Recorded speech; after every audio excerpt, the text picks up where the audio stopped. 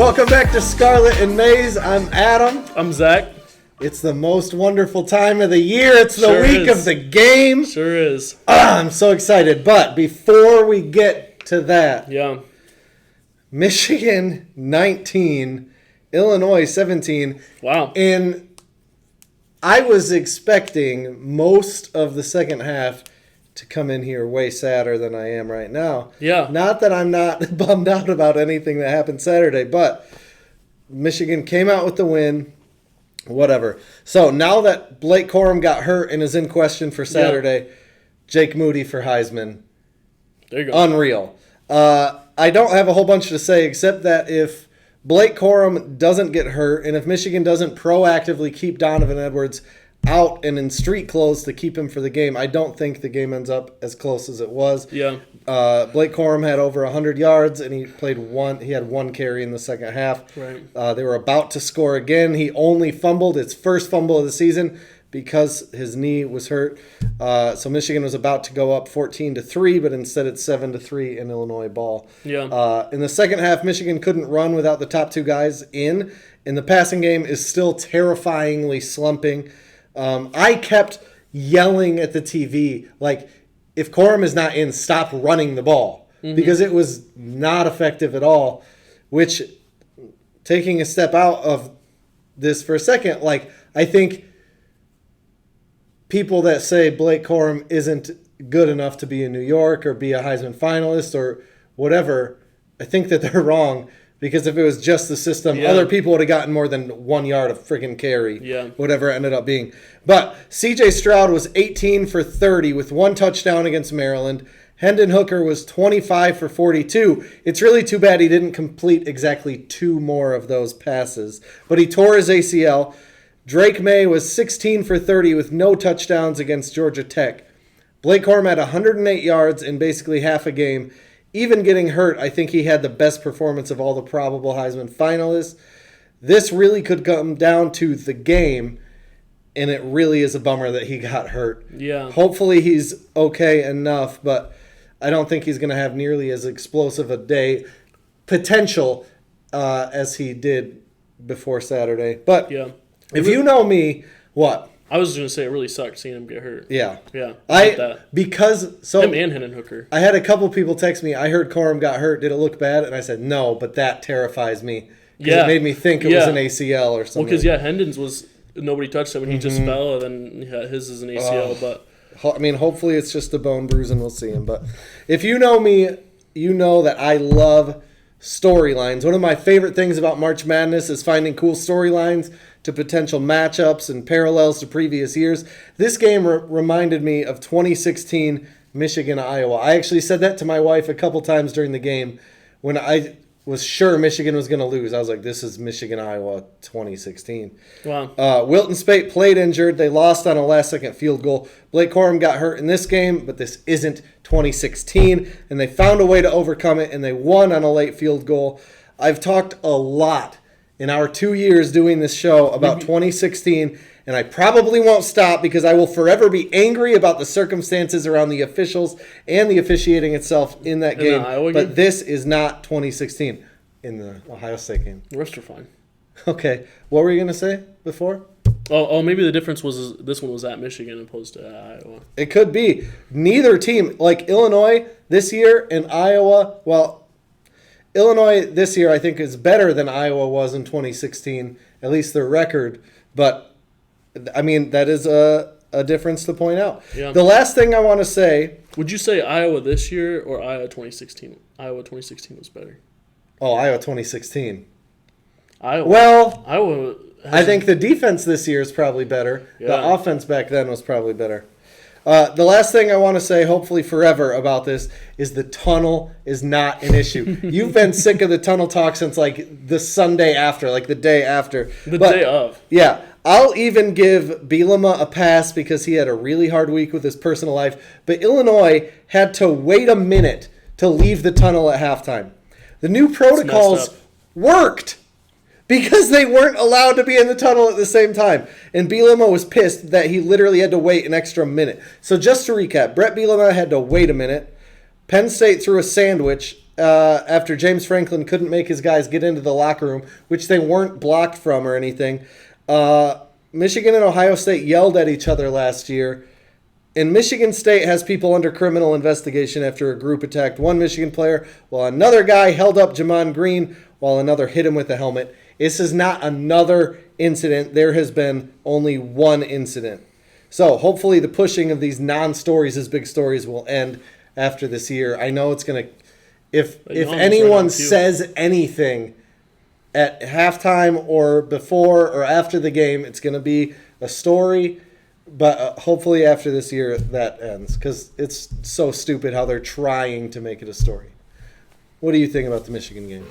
I would say that Brett Bielema was upset about the refs, so maybe it was similar to the Brett Bielema was very upset about one play, yeah. Yeah, but with Corman Edwards out, I know Illinois has a really good defense, but the offense really struggled. But at the end of the day, they made the necessary plays to win the game, and that's what good teams do.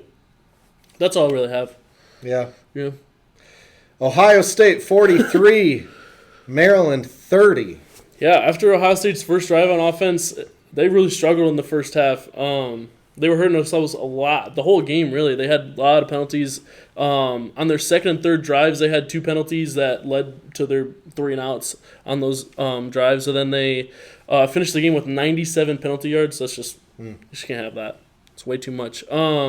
The run defense was good, but the defensive backs, I felt like they were playing really soft in coverage, and then Talia was decisive and got the ball out quick and was able to take advantage of that and get Maryland a lot of field goals.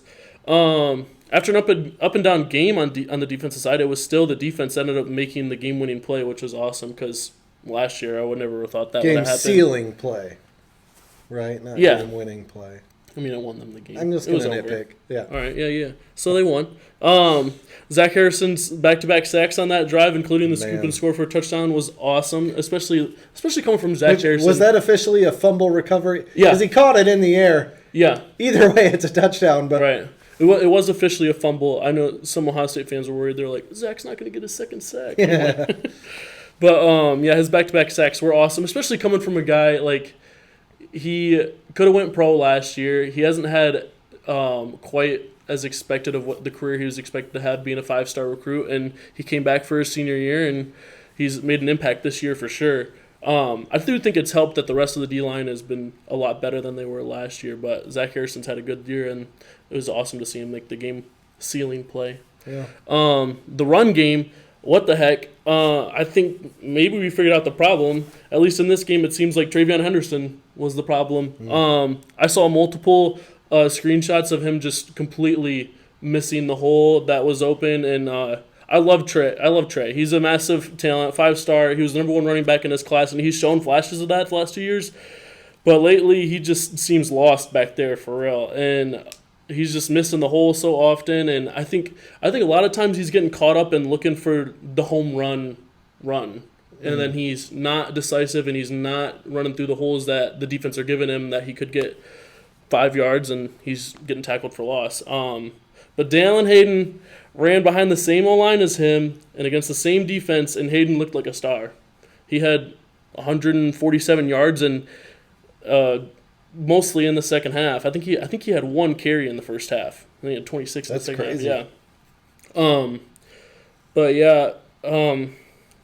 think TreVeyon's part of the problem. I also think that they run those zone stretches a lot with Mayan, and I don't think he has that step to cut through the hole like Hayden and TreVeyon do. I think TreVeyon's missing the hole. I think Mayan shouldn't be running the zone stretches. Then I think Dallin Hayden should just be the guy now.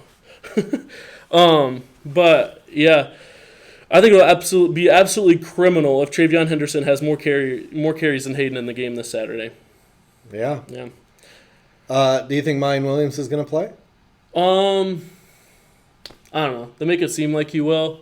He got hurt in the game before, and then came out, and then, I don't know. It'd be interesting. It's just weird because, you don't get an actual injury report like in the NFL where, it says what it is and, what the status is. You don't get that in college, so it's hard to say because I could see him keeping it quiet because he's going to come back, or they could keep it quiet because they want him to think Michigan he's going to prepare for him, Yeah, like Michigan is, even though Michigan's offensive tackle misspoke in the press conference today and said that Yeah, Corum yeah. was out, but yeah. Yeah.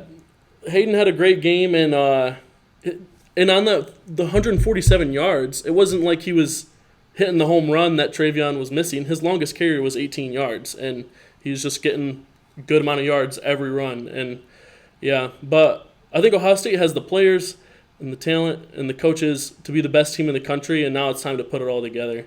One thing that stood out to me from both these games is both your team and Ohio State had to go to the running back depth in the second half, and one team excelled in that position, and the other struggled. That's my last point from it. That's true. Michigan didn't get to play against Maryland's run defense this week, but everything is about the game. I said it last week too. Yeah. I just want to talk about Dallin Hayden also for a second. He did have a huge game for Ohio State, 27 carries, 147 yards. It's obviously good, and I'm not selling him short. That said, Blake Corum had 3 more carries for 243 yards against Maryland. Wow. That's pretty crazy. Yeah. Hayden did as well as anyone could even hope, probably for a freshman third-string running back. I'm just not convinced that he's anything Michigan needs to worry about yet. It was a good performance against a bad defense. He's technically at least fourth string, at least in the offseason when Evan Pryor was healthy. Yeah. I mean, that's fair, too. Like, he did well. I don't know that Michigan's fourth-string walk-on running back who got real run against Illinois would have done what Dallin Hayden did. It's one game. It was a very good performance against a bad defense. Maybe he does really well. I just don't think he's Blake Corum. It was interesting, though. I'm not saying he's Blake Corum. Yeah. I do think he balled out, and I don't think it's a fluke. Like, he's a talented guy and came in there and made some plays. But, yeah, I don't know where I was going with that, to be honest. All right. That's fine. This is the 3rd out of 4 games that Ohio State was outgained. Yeah, how many yards were they outgained By 1, but it's Maryland. The Yeah. problem for Michigan is that Penn State and Maryland both got a majority of their yards through the air, while it seemed like every time Michigan threw it 5 yards or further downfield, it was either inaccurate or just dropped on Saturday.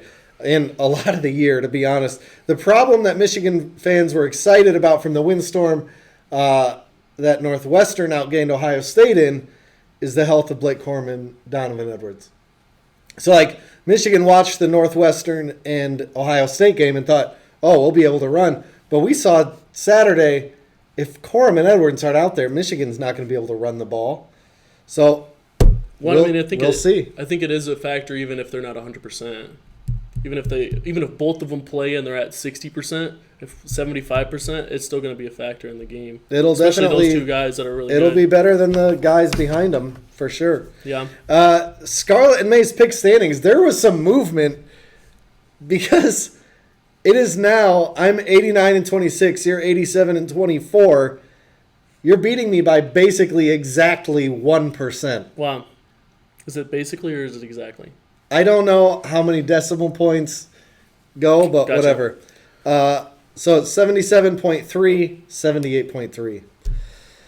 Some viewer questions. This is from @TRay824 on Instagram. Is this your burner account? No. Can Blake Corum produce against the best defensive group in the country? So I clarified with this person and said, do you mean Ohio State?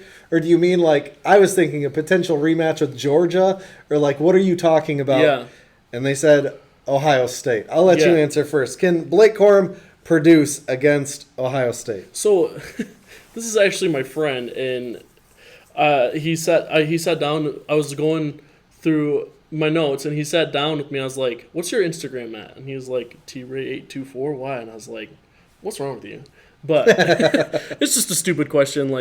Ohio State's defense is way better than last year. Obviously, they have a top 10 defense this year compared to terrible last year. Mm-hmm. But can Blake Corum produce against the best defensive group in the country? If we're talking about Ohio State, I do think it'll be interesting because neither of these teams have truly been tested against a top offense. Like Ohio State hasn't played a rush offense like Michigan's. Michigan hasn't played a pass offense, or they haven't played a pass offense or a rush offense like Ohio State's. And so it'll just be interesting. Can he produce? Yeah, I mean, it's Blake Corum. He's balled out all years, but with him being hurt, it'll be interesting for sure. But I think Ohio State can make the plays necessary to stop to win the game. Yeah. Yeah. Blake Corum had 133 yards against Iowa, 166 yards against Penn State, and 108 yards and a half against Illinois. So, yeah, I think a healthy Blake Corum can produce against Ohio State. In my mind, the question isn't about if Blake Corum can produce, but how healthy is Blake Corum? Yeah. Which we're not going to know, as we already talked about a little bit. I will say the run offense of Penn State has been good pretty much every week except for against Michigan. Congrats. I'm just saying, you said Michigan hasn't faced a rush offense like Ohio State. Statistically, Ohio State's rush offense will be the best rush offense Michigan plays all year. Maybe heading in, but not afterward. Sure. Now that Tennessee lost, what needs to happen for Michigan and Ohio State to both make the college football playoff?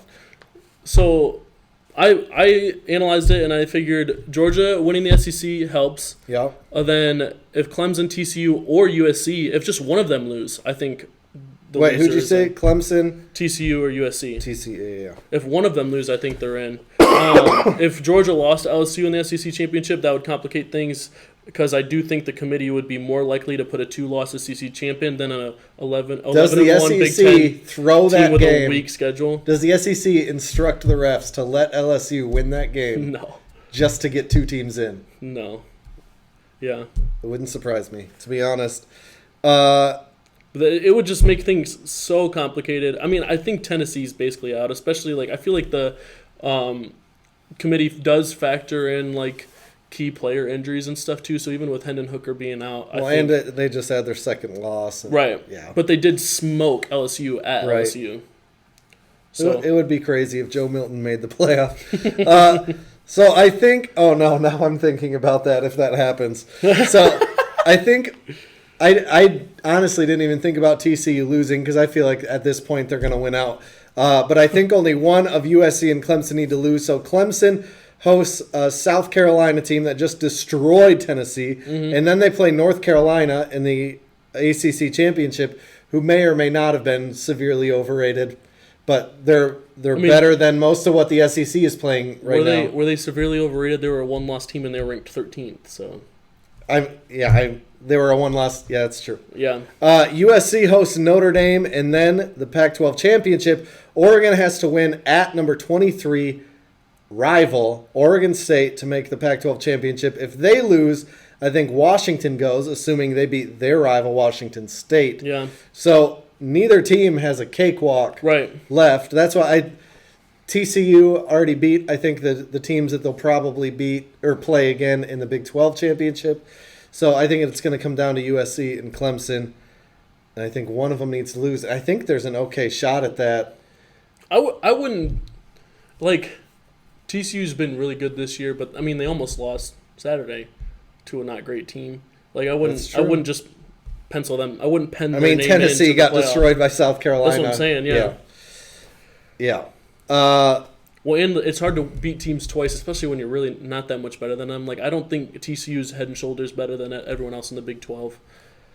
I mean, I'm not going to say it. Big Ten takeaways.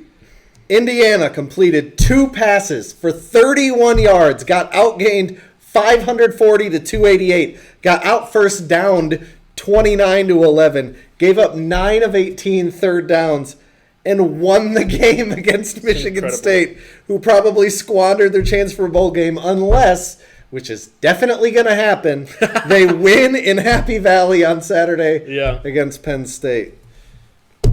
Incredible. Yeah, I mean, I wouldn't put your trust in James Franklin to eliminate them. No.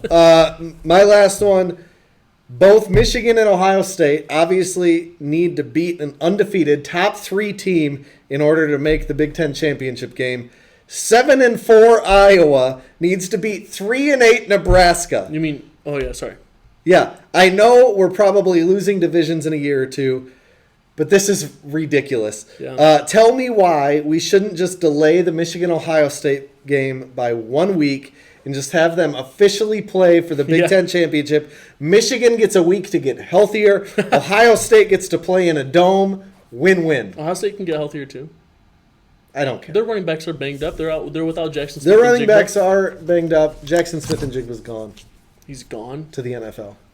He's not coming back. Well, see, he's not coming back. Like if he's healthy enough to play, I think he'd play. Okay. Just I don't think. Okay. Anyway. Big Ten takeaway? Oh yeah, my Big Ten takeaway is the game.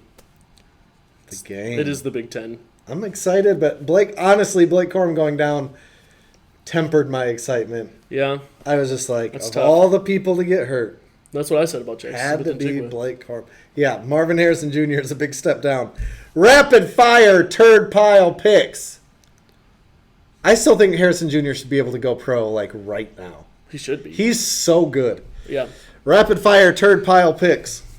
Nebraska at Iowa. Iowa is favored by 10.5. This would be the most Big Ten West thing to happen. All Iowa has to do is win on Friday against Nebraska at home. I'm still picking Iowa. It'd be the most Me Big Ten too. thing for the. I'm kind of glad that it's on Friday, except we're so close for our pick standings that I'm nervous that. So if Iowa wins, do the rest of the West go, it doesn't matter. And then all the other bullcrap games that happen, whatever. This is just a cluster. Iowa. Rutgers at Maryland. I got Maryland. Maryland. Illinois. Hopefully Talia's okay though. Yeah, that's true. Yeah. Illinois at Northwestern. Illinois. Minnesota. Here's the one spread that's in single digits. Minnesota at Wisconsin. I got Wisconsin. I got Minnesota. Do you really? Yeah. Shoot. Wisconsin, I don't think they score enough points. I don't think Minnesota will score enough points. Minnesota's got an offense. They'll tie. Even though that's not possible nowadays. Purdue, here's what sucks about this. They're going to be tied. Then there's going to be such a bad storm, and they're going to have played enough of the game that they're going to call the game, and it'll end in a tie. They're like, it doesn't matter anymore because Iowa won. Yeah. Let's just get out of here. Purdue, favored by 10 at Indiana. Purdue, yeah. Michigan State at Penn State. Penn State. Michigan State. No, I'm just kidding. Penn State. I wish. Game of the week. Wow. Michigan at Ohio State. Yeah. I'll let you go first because it's at Ohio State. Okay. I was like, I got to this point in my notes, and I'm like, where do we even start? Yeah. It's weird that we even are at this point already. It's gone by so fast, and this is what we've waited for all year. This is why we do this show. And I've been looking forward to this week since the end of the game last year. And all we talked about coming into the season, how there's a really good chance that they'd both be 11-0 going into this game, and here we are. The odds are we won't ever get a game like this again, where with the playoffs expanding and conferences getting rid of divisions, both teams being this good in the future will most likely mean at least one rematch, or at least still a shot at the Natty, even if they don't get the rematch. And by making the 12-team playoff that they're expanding to. And if there was a 12-team playoff this year and the Big Ten had no division, it would be a decent chance that they would play each other 3 times this year. And so it just won't be bigger. There won't be a bigger the game than this year again, probably. Yeah, that's sad. Yeah. Hopefully 2 Heisman hopefuls are going at it for a conference championship trip, and we all assume whoever wins the game will go on and make the playoffs and win the conference. But there's a better chance for whoever loses to make the playoffs. We talked about that. That's great. You talked about this too. South Carolina could play spoiler again. That'd be fun. But it's the best total defense in the country against the number 2 scoring offense by 1 point. Tennessee has 1 more point than Ohio State this year. Yeah, but we should account for Hendon Hooker. The thing is, it's gonna drop. Also, the thing is, they got that extra point blocked. Yeah, it would have been tied. I could have just said the number 1 scoring offense, but of course the extra point got blocked. Ohio State averages the most yards per play in the country, and Ohio State will be the best pass offense and the best rush offense Michigan has faced all season. But It honestly feels like a whole lot of unknown for this game. I already said that. Both teams have top 10 defenses, yet neither team has played a prolific offense. The best offense either of these teams have faced is Penn State with the 37th ranked offense in total offense. And outside of that, the only other team on their schedules that are top 50 in offense is who Ohio State played week 3 is Toledo at 49th. So it's not – the defenses have looked good, even really, really good at times, even great at times. But it'll be interesting when you got teams like Ohio State and your team is the only teams with the top 25 offenses in the Big Ten. I could say these stats all day, but I think Ohio State has too much star power in this one, especially on the defensive side of the ball. This is a way different defense than last year. If you would have asked me who Ohio State's best defensive player was last year, I would have said, I don't know, because no one stood out in that terrible defense. This year, I would also say, I don't know, but it's because there's so many guys that have made great plays and have been all over the field and playing so well that you could argue for a few other different guys, and I would argue that there's a guy at different level, at all different levels that you could call the best player on Ohio State's defense. Lathan Ransom's been awesome all season. He's been balling out, especially lately with blocked punts in back-to-back games. It was pretty awesome. And then you got Tommy Eichenberg, who's been one of the best linebackers in the country this year. A big step up from the linebackers being absolutely atrocious last year. And then on the D-line, you got guys like JTT, who's a freak. And then Zach Harrison, who I already mentioned, who had the back-to-back sacks. And Mike Hall, who's not got a ton of snaps. And they don't say why, which I don't know why no one asks Ryan Day in press conferences, but he doesn't play a ton of stats. But when he does, he balls out, and his teammates have compared him to Aaron Donald. And this defense will not be run all over again like last year. Knowles will have the defense ready. OSU is going to come ready to ball and get OSU back on the winning side of this rivalry. Ohio State, in my opinion, this year has not played anywhere near a perfect game all season, yet they're the only team in the country that has won every game by double digits. I think Ohio State handles your guys in this one 34-16. 34-16. Yeah. Okay. So, I already talked about it a little bit. Blake Corum getting hurt. But my brother, a Michigan State fan, kind of downplayed Blake Corum getting hurt against Illinois because they still have Donovan Edwards. He must not have realized that Donovan Edwards has been out with an injury too and didn't even dress on Saturday. Yeah. But he pointed out that Ohio State's running backs are banged up too. You've pointed that out also. Yeah.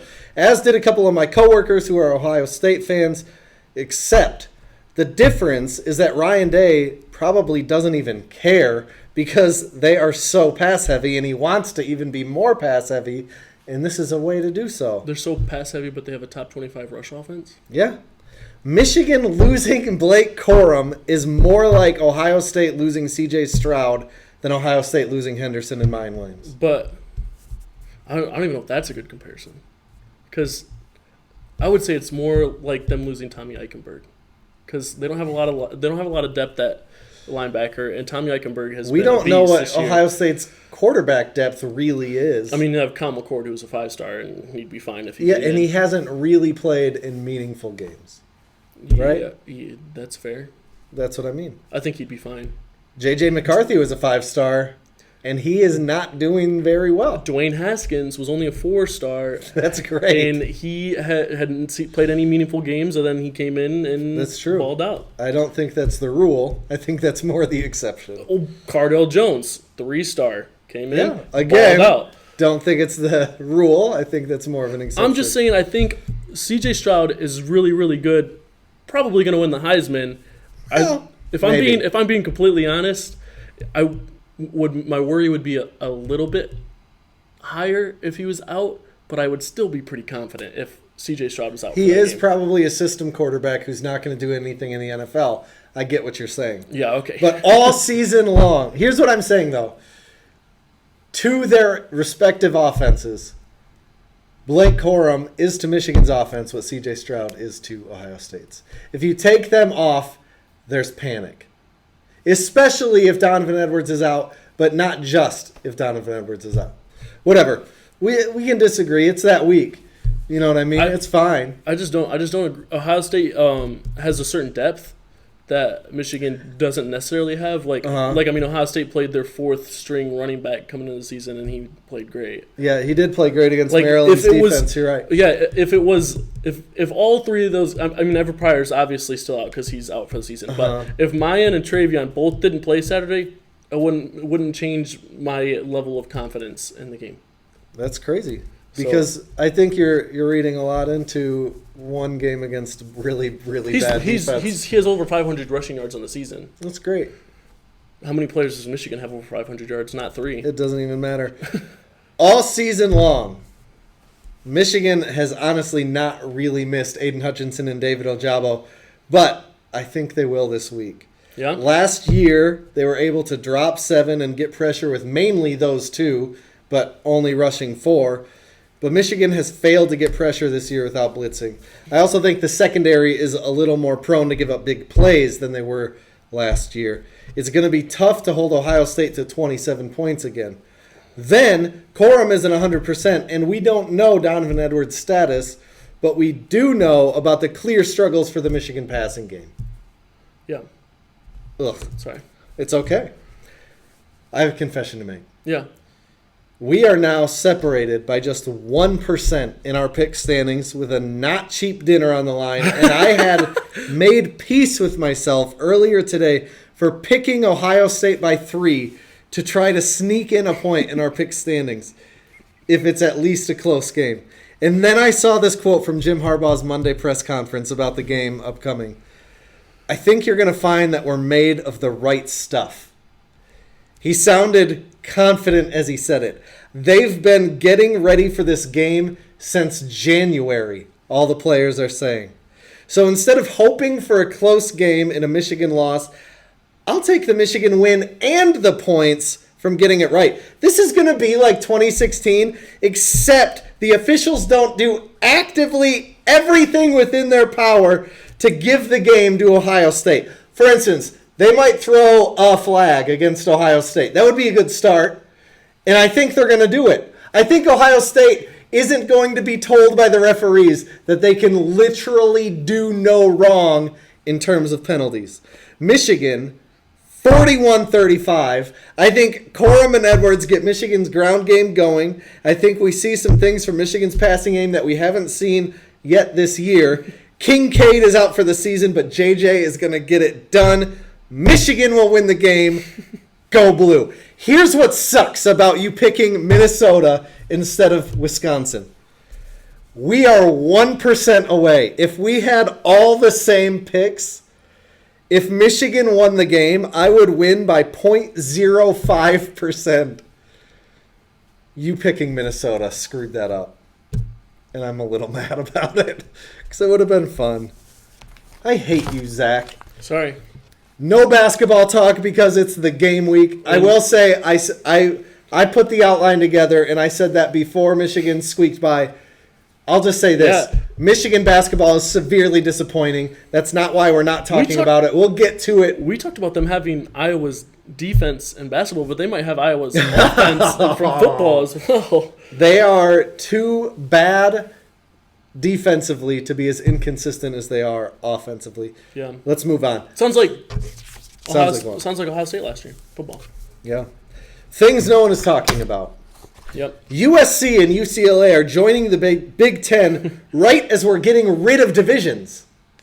I realize we kept talking about them as if they would bolster the West, but really they're not going to get the benefit of playing mainly Big Ten West teams. Yeah. That's a bummer for them. Yeah. No one's talking about that. Yeah. You have any? Yeah. So 96 of Hayden's 147 yards were after the contact. I thought that was pretty sick, and nobody's talking about that. No one is talking about that. It's almost like Maryland's defense isn't anything to talk about. He did all that in one half, though. It's true. Yeah, mainly. if he would have played two, mainly he had one run in the first half. Hey, if he would have played had one in the second. If he would have played the whole game, he would have had like 300 yards. Maybe he would have had one of them home run runs that Travion Henderson just looks for all the time. Maybe. Tweet of the week. What do you got? This is from Hayden Grove. Ohio State won by as much as Georgia, Michigan, and TCU combined. Wow, those are the top 4 teams, and That sounds so crazy. yeah, it does sound Unless really you watch the crazy. But all man. top 4 teams struggled this week, but Ohio State struggled a little less. Yeah. I have 2. I'm sorry. One is from the only defensive player to ever win the Heisman, Charles Woodson, and he said Jake Moody for Heisman. Wow. He has a vote. Just saying. My weekly at MGoJD Blue just beat Ohio State. Until next week. Whoa. We're just going to jump out of it? Yeah. I wanted to fight back a little bit after your little rant. What's up? It just seems a little weird that you did say it's not going to be like last year, but Ohio State struggled in the red zone last year, but you thought Ohio State would get 35, so they just scored 7 touchdowns. Or 5 touchdowns, I mean. Sorry. Yeah, I was like, that's bad math. Can't do math. 7 times 5. Yeah. You know, are they just going to score touchdowns? Sure. Okay. Just curious. I think CJ Stroud maybe throws a pick. And then Michigan's really struggled in the red zone this year. Well, they did, except for the last couple of weeks. They figured it out. Except for the last couple weeks? Not counting Illinois. Okay. Illinois, they didn't even make it to the red zone. The time they made it to the red zone and didn't score is the Corum fumble where he hurt his knee. Which, buddy, throw it out of bounds or something. Don't just drop the ball. Yeah. But I have to name my next kid after Blake Corum, so I can't get too mad at him. What? Yeah. Until next week, go Blue. Michigan sucks.